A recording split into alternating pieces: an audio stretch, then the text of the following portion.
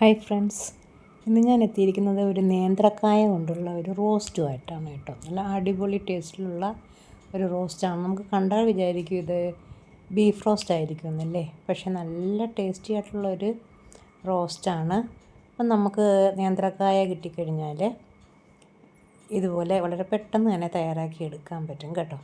അപ്പം നമുക്ക് കുറച്ച് നേന്ത്രക്കായ, ഇതൊന്ന് ഒടിഞ്ഞ് വീണ കായാണ് നമ്മുടെ അയലത്തെ വീട്ടിൽ നിന്ന് കേട്ടോ. അതുകൊണ്ട് ഇതിനകത്ത് കെമിക്കൽസ് ഒന്നും ചേർന്നതല്ല, നല്ല ഫ്രഷായിട്ടുള്ള കായാണ്. ഒരു 5 എടുത്തിട്ടുണ്ട്.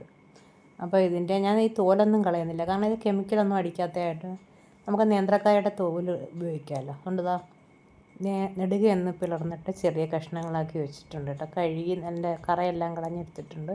അതിലേക്കൊരു 1/2 ടീസ്പൂൺ മഞ്ഞൾപ്പൊടിയും 1 ടീസ്പൂൺ മുളക് പൊടിയും ആവശ്യത്തിന് ഉപ്പും പിന്നെ 1 ടേബിൾ സ്പൂൺ കോൺഫ്ലവറും കൂടെ ചേർത്തിട്ട് നന്നായിട്ടൊന്ന് മിക്സ് ചെയ്ത് വയ്ക്കാം. അപ്പോൾ അതൊന്ന് മിക്സ് ചെയ്ത് കുറച്ച് സമയം നമുക്കൊന്ന് വെച്ചേക്കണം കേട്ടോ. ഈ എരിവും ഉപ്പും എല്ലാം കായിലൊന്ന് പിടിക്കണം. അപ്പോൾ കുറച്ച് നേരം ഇതൊന്ന് മിക്സ് ചെയ്ത് വെച്ചിരിക്കാം. ഇപ്പോൾ ഏതാണ്ട് ഒരു 10 മിനിറ്റ് കഴിഞ്ഞിട്ടുണ്ട്. അപ്പോൾ ഇനി നമുക്കിതിനെ ഒന്ന് ചെറുതായിട്ടൊന്ന് ഫ്രൈ ചെയ്തെടുക്കണം. അപ്പോൾ ഒരു പാൻ വെച്ച് കുറച്ച് വെളിച്ചെണ്ണ ഒഴിച്ച് കൊടുത്തിട്ടുണ്ട്. അതിലേക്ക് നമുക്ക് ഈ കായ ഇങ്ങനെ ഒന്ന് നിരത്തി കൊടുക്കാം. കായ ഞാൻ കുറേശ്ശെ ഇട്ടാണ് വറുത്തെടുക്കുന്നത് കേട്ടോ. ഒരുപാട് അങ്ങ് മൂക്കണ്ട, നമുക്കൊന്ന് കായ ഒന്ന് വെന്ത് കിട്ടണം. അപ്പോൾ തിരിച്ചും മറിച്ചും ഇട്ട് ഒന്ന് വേവിച്ചെടുക്കാം. ഇത്തിരി ക്രിസ്പി ആവിയൊന്നും വേണ്ട കേട്ടോ. നമ്മൾ റോസ്റ്റാണല്ലോ ഉണ്ടാക്കുന്നത്, ഫ്രൈ അല്ല, റോസ്റ്റാണ് ഉണ്ടാക്കുന്നത്. അപ്പോൾ ഞാൻ കുറച്ച് കായ ഇട്ട് കൊടുത്തിട്ടുണ്ട്. ഇപ്പോൾ ഒരു 2-3 മിനിറ്റ് കഴിഞ്ഞു. അപ്പോൾ ഞാനൊന്ന് തിരിച്ചിട്ട് കൊടുത്തു. ഒരു സൈഡൊന്ന് കളർ മാറി വന്നിട്ടുണ്ട്. അപ്പോൾ ഒന്ന് തിരിച്ചിട്ട് കൊടുത്തിട്ടുണ്ട്.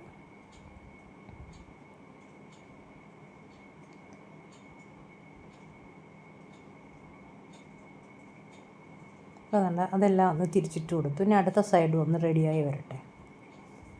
അപ്പോൾ വീണ്ടും ഒരു 2-3 മിനിറ്റ് കൂടെ കഴിഞ്ഞപ്പോഴത്തേക്കും കായ അത് റെഡിയായി വന്നിട്ടുണ്ട്.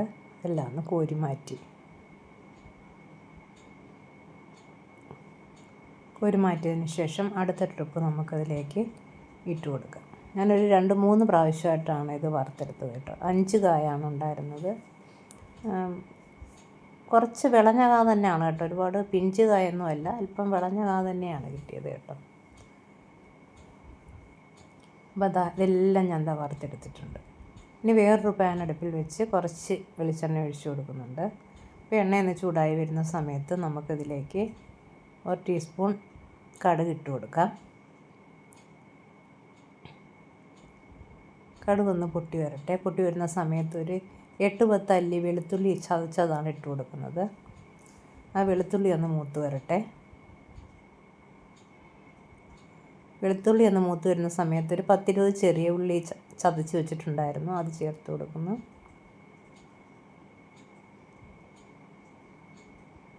ഇനി ഉള്ളിയും വെളുത്തുള്ളിയൊക്കെ ഒന്ന് മൂത്ത് വരുന്ന സമയത്ത് ഒരു 2 ടീസ്പൂൺ ചതച്ച മുളകാണ് ചേർത്ത് കൊടുക്കുന്നത്.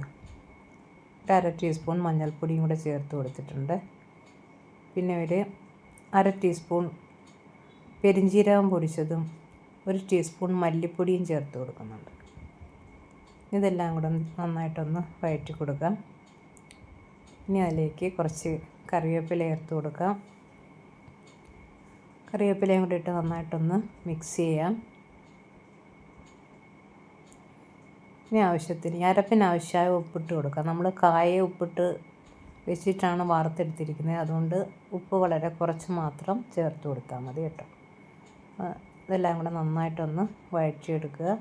അതിനുശേഷം കളറിനായിട്ട് 1 ടീസ്പൂൺ കാശ്മീരി ചില്ലി പൗഡറും കൂടെ നമ്മളിതിലേക്ക് ചേർത്ത് കൊടുക്കുന്നുണ്ട്. എരിവുള്ള മുളകല്ല കേട്ടോ, അതുകൊണ്ട് അതും കൂടെ ചേർത്ത് കൊടുത്തിട്ടുണ്ട്. ഇതെല്ലാം കൂടെ നന്നായിട്ടൊന്ന് മൂത്ത് വരട്ടെ. മൂത്ത് വരുന്ന സമയത്ത് നമുക്ക് വറുത്ത് വെച്ചിരിക്കുന്ന കായ ഇതിലേക്ക് ചേർത്ത് കൊടുക്കാം. അതിനുശേഷം നന്നായിട്ടൊന്ന് മിക്സ് ചെയ്യാം.